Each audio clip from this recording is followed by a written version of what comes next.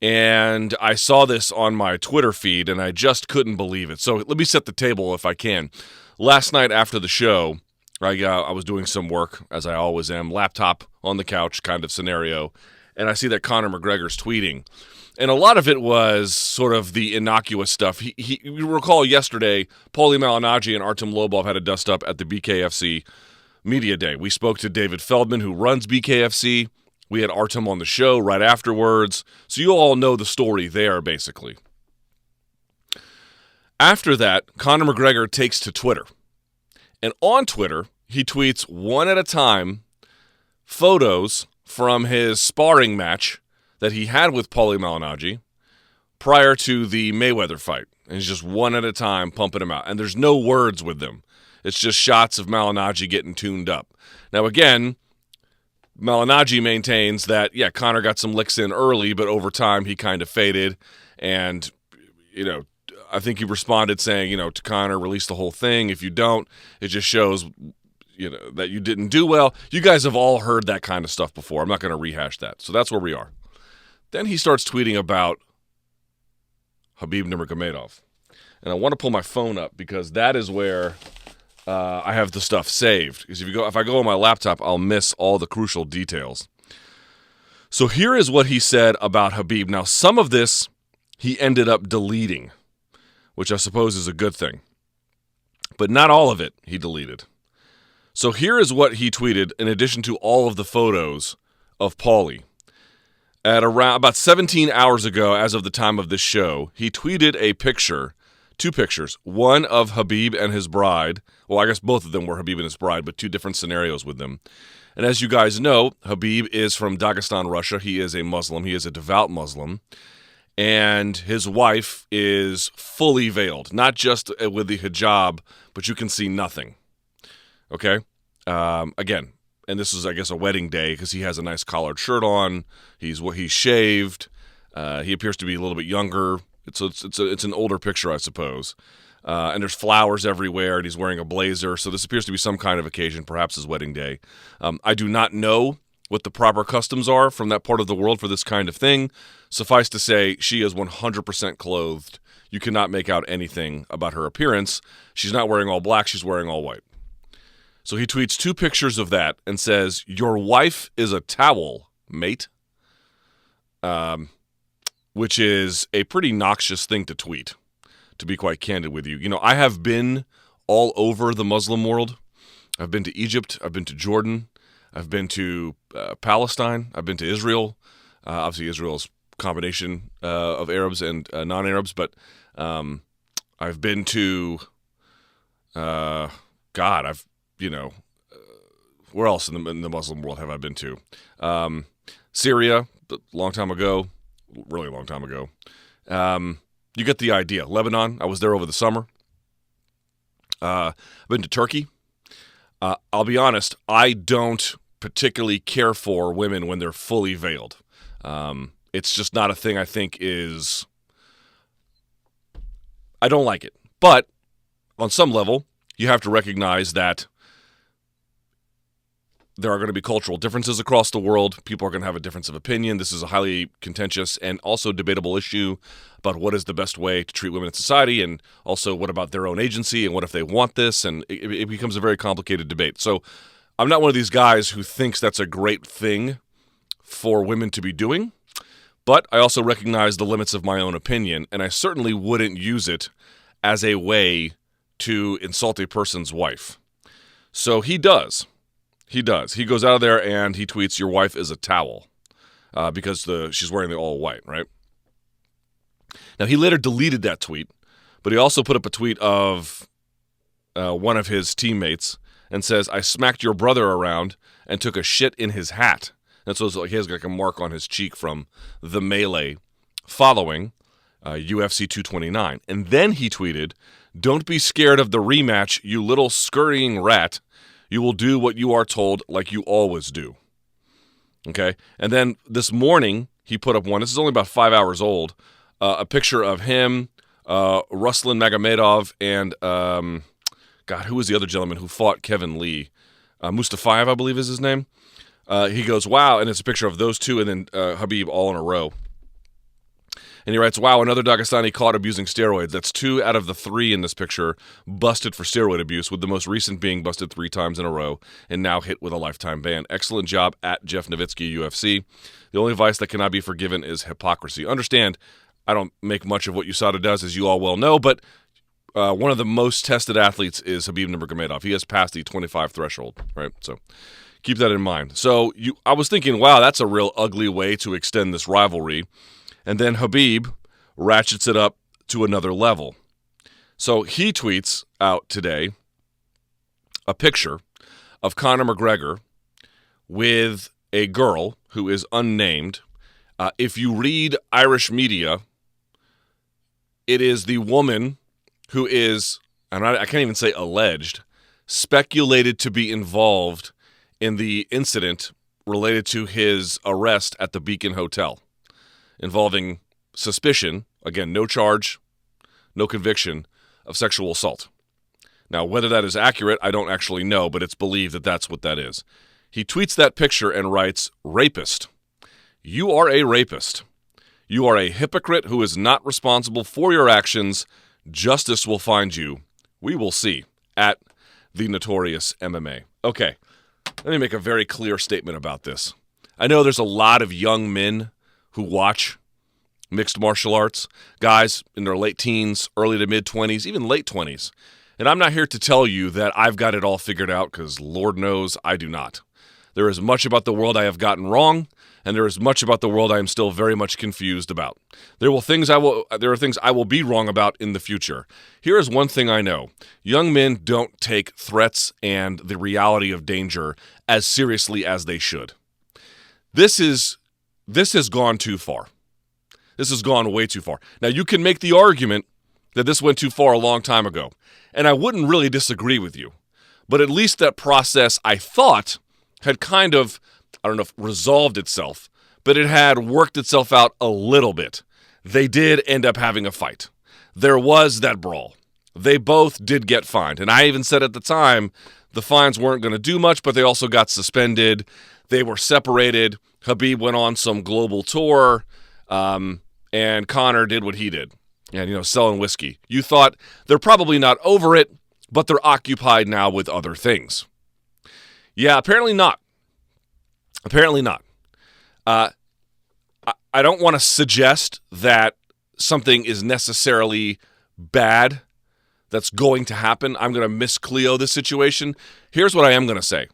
If this continues like this, somebody's going to get hurt. It's got a real Tupac Biggie vibe to this, to be quite candid with you. And by the way, I'm not even saying Conor's going to get hurt or Khabib's going to get hurt.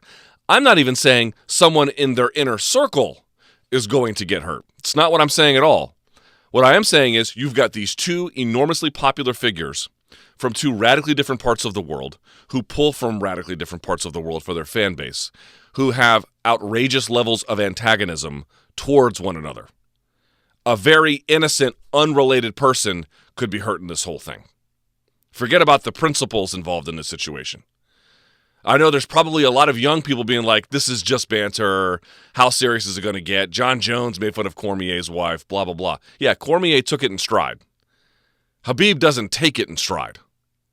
These are not the kind of people that take things in stride. I wish they were. I think that they should. But that's not who they are. That's not who they're going to be today. It's not who they're going to be tomorrow. And many of the people who they know and the place they come from are exactly the same. Ratcheting up tensions. And by the way, I'm not suggesting that one is more to blame than the other at this point. At this point, both of their hands are completely filthy. Somebody needs to do something about this. Now, I don't know what the right answer is here. I don't know who exactly that should be. We're going to talk about all the different elements of that on today's show.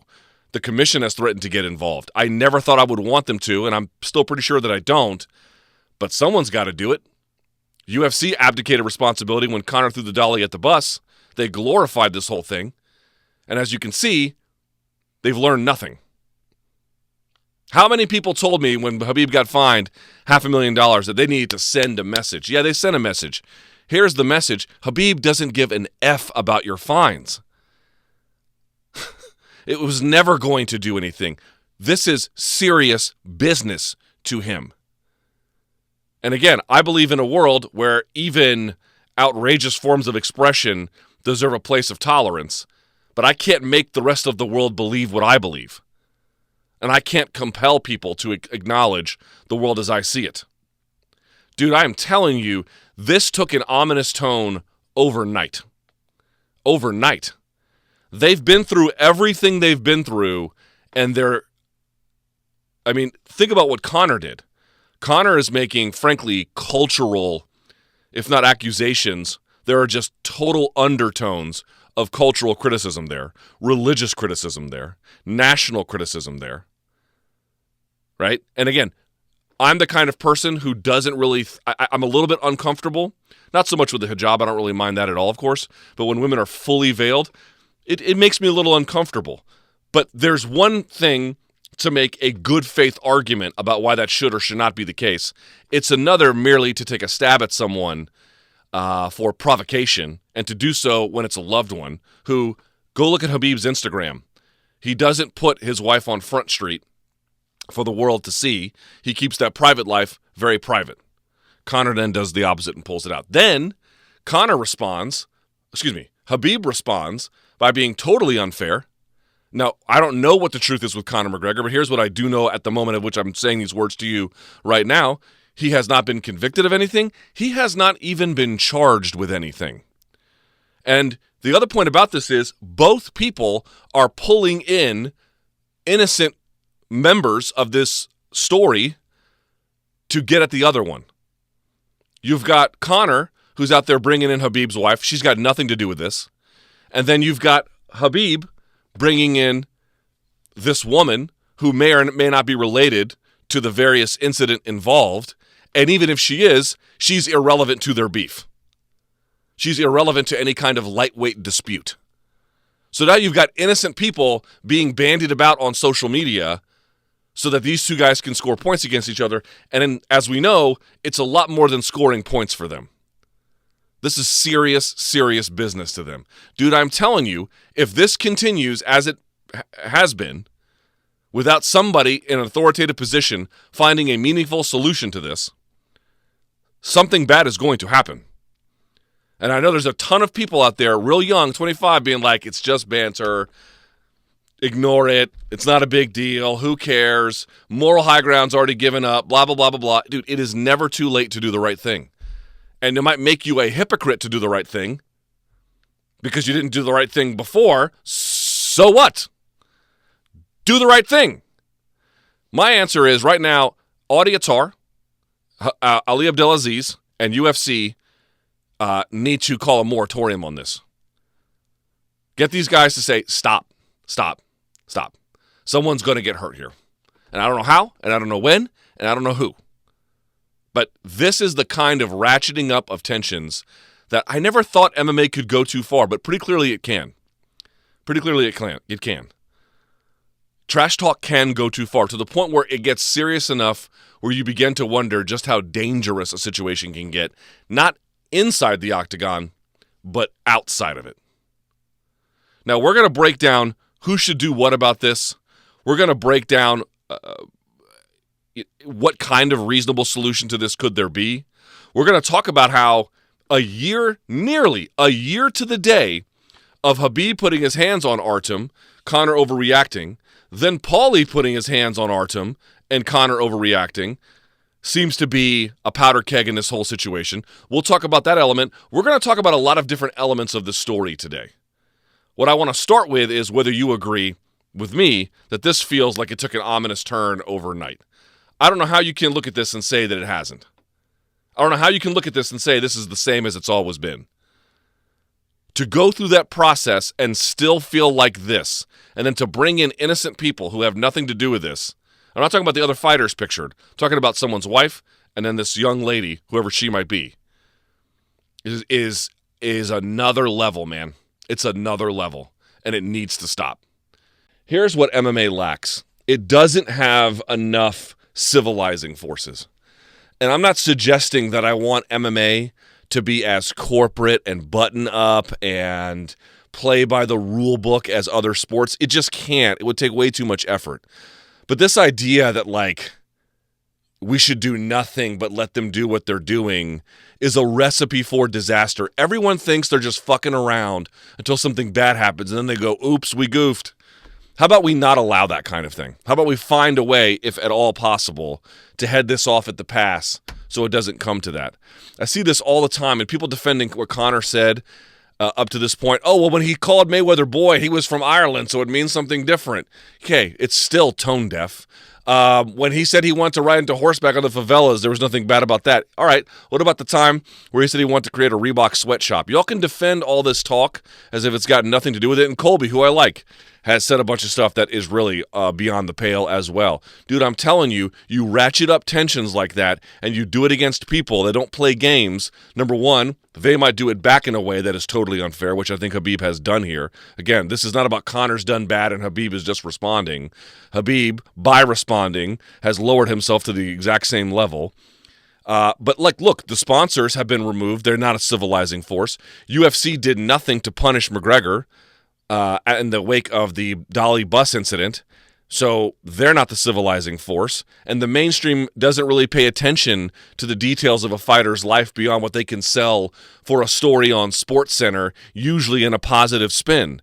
So they're not a civilizing force either. And as a consequence, this kind of thing can just get out of hand and continue and linger and be ugly and be awful. And it's exactly what you have here. It's exactly what you have here. Nobody is doing anything in the right way to stamp out this behavior. And I made this point before because I criticized the Athletic Commission. Did I not tell you, donks? Did I not tell you that when you fined Khabib $500,000, you were not sending the message you think you were sending? If you really want to send him a message, you either go full bore and taking away his livelihood by removing his license, or you go the soft-handed approach, which is you find a way to talk to these people as human beings, you counsel them, and you can say that doesn't work. Dude, athletic commissions, for example, I know New Jersey and California do this behind the scenes all the time, and you never hear about it because it works quietly all the time. So you could pick either of those approaches, the hard-handed one or the soft-handed one, and decide which one's better. Here's what we know. The kabuki theater one, where you find guys, but then you only suspend them enough for they can go on a vacation, doesn't do anything. It didn't do anything. It was never going to do anything. And I told you guys that $500,000 fine, in addition to being a gross miscarriage of justice for the actual infraction in play, wasn't going to work. It was never going to work. And sure enough, it didn't.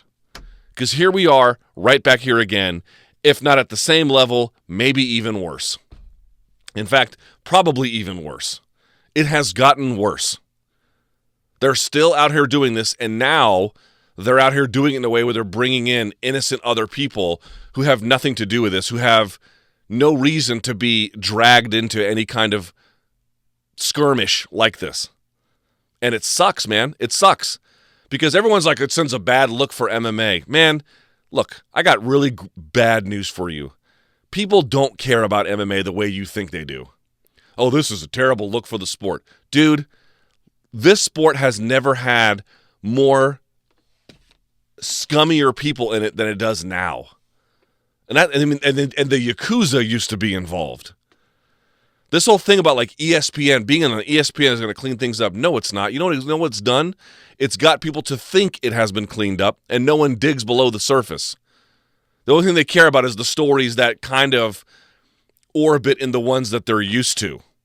Oh, Greg Hardy has a domestic violence past. What's the story there? Jeremy Schaap does 5 minutes on it and everyone just sort of moves on past it.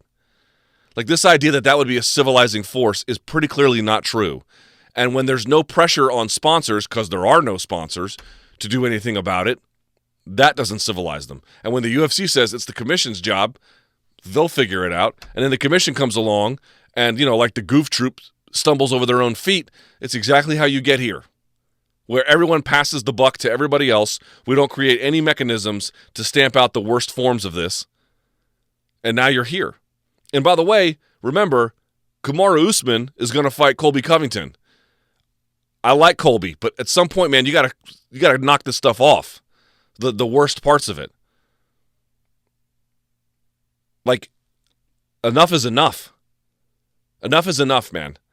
It really is.